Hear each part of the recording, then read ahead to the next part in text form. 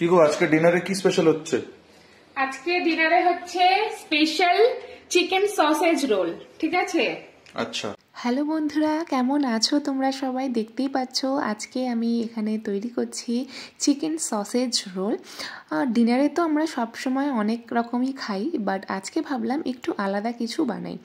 আর দেখতেই পাচ্ছ এখানে আমি বানিয়ে নিচ্ছি চিকেন সসেজটাকে আমি এখানে ফ্রাই করে নিচ্ছি। আর এপাশে আমি কেটে রেখেছি লেটুস, পেঁয়াজ আর হচ্ছে ক্যাপসিকাম। তো ক্যাপসিকামটা একদমই অপশনাল, দিলেও দেওয়া যায় কারণ একটা ক্রাঞ্চি ভাব আসে সেই জন্য। আর এখানে আমি পরোটা কিনে এনেছি, মানে এটাকে জাস্ট একটু ফ্রাই করতে হয়। ফ্রাই মানে কি জাস্ট একটু তাওয়াতে নাড়াতে হয় আর এটা কিন্তু পরোটাটা হয়ে যায়। তো এটা রেডি টু মেক। আর এখানে আমি সসেজটা এখন ভাজছি, কারণ সসেজটা তো কাঁচা আসে, তো সেই জিনিসটাকে আগে ভালো করে ফ্রাই করে নিতে হবে। ফ্রাই করলেই কিন্তু আমার সসেজটা রেডি হয়ে যাবে। আর এটাই হচ্ছে মেন ইনগ্রেডিয়েন্ট, ওকে? আর এখানে দেখতে পাচ্ছ ছেলে একদম পাগল হয়ে যাচ্ছে, ও ভাবছে যে মাম্মা আজকে রাত্রেবেলা কি বানাচ্ছে আর এগুলো কি।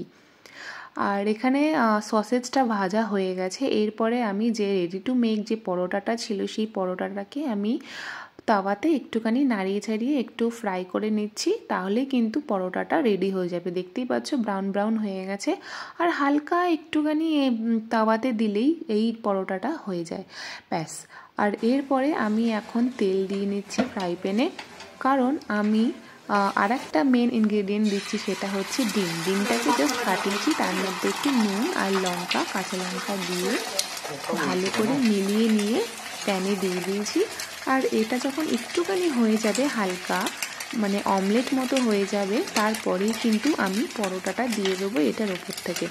দোকানে যেভাবে বানায় না এগরোল, আমি কিন্তু ঠিক সেই প্রসেসেই করছি। তো দোকানে যখন কাকুরা বানাতো আমি ঠিক দেখতাম যে হ্যাঁ আগে এরকম এগরোলের জন্য আগে ডিমটাকে দিয়ে দিত, ফাটিয়ে একটু অমলেট করে নিয়ে তার উপরে পরোটাটা দিয়ে দিত। আর দেখো ঠিক সেইভাবেই আমি করছি। আর পরোটাটা একদম এগরোলের মানে এগের সাথে ভালোভাবে চিপকে গেছে। আর এরপরে আমি এবার চিকেন সসেজ রোলটাকে রেডি করছি। আর এখানে দেখতেই পাচ্ছ আমি মেয়োনিজ দিয়ে নিচ্ছি। মেয়োনিজটা দিলে খুব ভালো লাগে, মানে স্পেশালি আমাদের দুজনের মেয়োনিজটা অনেক বেশি পছন্দের।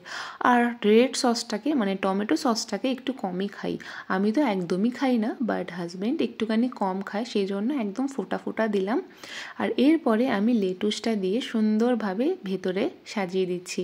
মানে লেটুসটা এই জন্যই দিচ্ছি, একটা দারুণ সুন্দর ক্রাঞ্চি ভাব আসে, সেই জন্য খুব ভালো লাগে খেতে। তার উপর থেকে আমি অনিয়ন দিয়ে দিচ্ছি। তোমরা লেটুস না দিয়ে কিন্তু এখানে শসাও ইউজ করতে পারো, বেশ ভালোই লাগবে।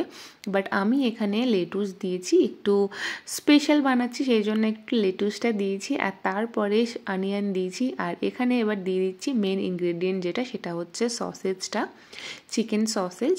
আর ফার্স্ট টাইম আমি চিকেন সসেজ দিয়ে এগরোল বানাচ্ছি। দেখো আমার এগরোল কিন্তু একদম রেডি, এগরোল বলে ফেলছি বারবার, সসেজ রোল। তো চিকেন সসেজ রোলটা আমার একদম রেডি, একদম এগরোলের মতো র্যাপ করে দিয়ে দিয়েছি।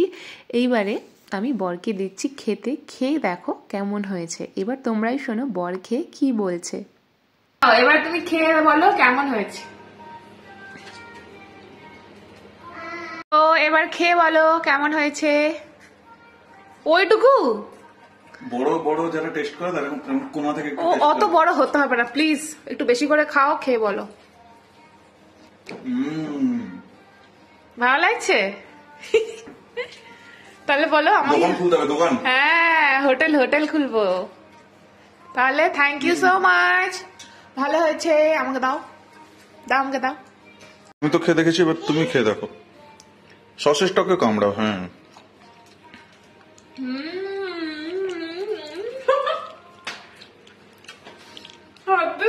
তাহলে কালকে দোকান খুলতে হবে তাহলে।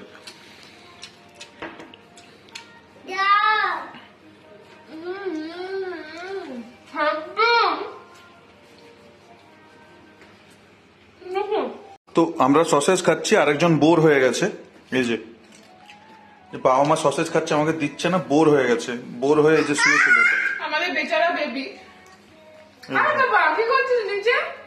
ওঠো ওঠো ওঠো ওঠো পাপা, গুড বয়। ও বোর হয়ে গেছে যে আমাকে দিচ্ছে না, সব এরা নিজেরাই খাচ্ছে। বাবা তুমি আর একটু বড় হলে তোমাকেও বানিয়ে দেবো, এখন তুমি লিটল বেবি না। এটা হচ্ছে কাস্টমারের ফ্রাস্ট্রেশন, এত লেট হয়ে যাচ্ছে।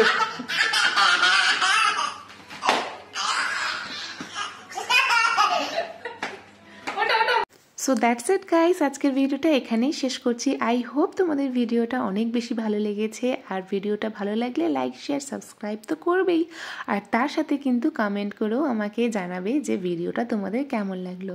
সো তোমাদেরকে অনেক অনেক ভালোবাসা, অনেক অনেক ভালো থাকবে আর সবসময় পাশে থাকবে। ধন্যবাদ।